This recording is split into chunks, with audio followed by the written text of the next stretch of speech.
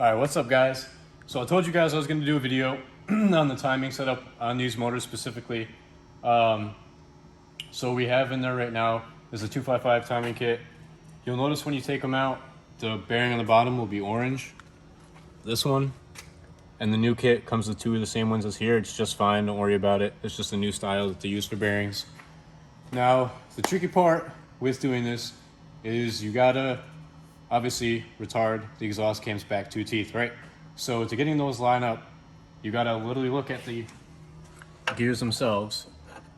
And the way I did it was, I looked at it right here. See how there's that indent right there? And it has those two lines, so you know that the middle spot right here is one tooth that it's gonna be. So it's 1, 2, and that's gonna line up to these right here. So I marked it with the paint marker and lined it up right there. And the same thing for the other side. Well, I had room to it and I could count them. I knew that this line up right here was on the actual tooth itself. So I know that this was 0, this was 1, and this is 2. So that's 2 teeth, and then it lines up to right there. So that's how you have to do these. Nothing too complicated. You can leave the motor in the car. That's what I did for the water pump, for the oil pump. And then when you get a water pump for this motor, you need to go to Subaru and say you need a 21111 AA 250, not a 240, nothing else, a 250, because that's the 2-port setup for this specific motor. You don't have a 3rd port because you don't have an oil warmer unless you swapped it from your 255. Then you would need a 3-port. I told them that and they gave me another 255 pump and I just wasted another $100. So that's awesome. So, just so you guys know, it's the 250. 250 has 2 ports, that's it.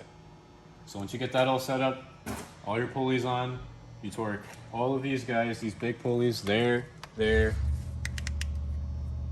this guy right here, this guy down here, all of those get to 29 foot-pounds. And then the little pulley itself, that one gets, 86 inch-pounds. I didn't have anything that went that low, so I put it on nice and tight with hand tight. That's all you gotta do, nothing too bad. And then when you're done doing the timing itself, you're gonna want to grab your 22. You're gonna want to just take it, spin your motor over. You're gonna have to rotate this guy around, I think it's 4 times to get all the teeth to line up again, or all your timing points to line up again. Because if you did it right here, nothing would line up because they're still upside down.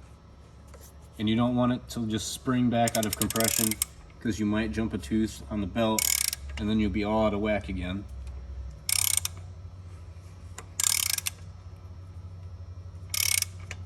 So then you got to line up this guy right here a little bit off-centered, because you can look at that extra mark right there. You want to line it up to here, so it's got to be about a little bit offset. And then just double check your timing marks on the top and then on the bottom, which ours look good. Ours look pretty good and lined up. So now we can take it and we can pop our timing pin. So now you got all the tension on the belt. You want to rotate it around a couple more times, just so that way the tensioner sets itself. But besides that, you're all set, you're all good.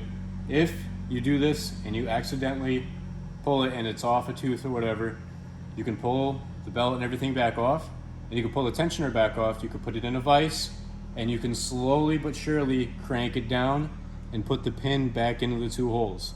Because you can do that, but you have to be very careful and you have to take your time. Because even in the instructions it says it should take you about 5 minutes to compress this to be able to get it to slide through those.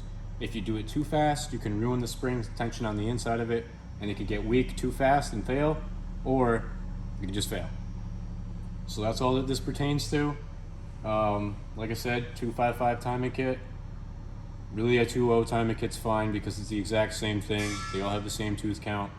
But the water pump is the biggest thing because it needs to have a 2-port. So it's the 21111 AA 250. I'll put it in the comment section or the description section so you guys can see it.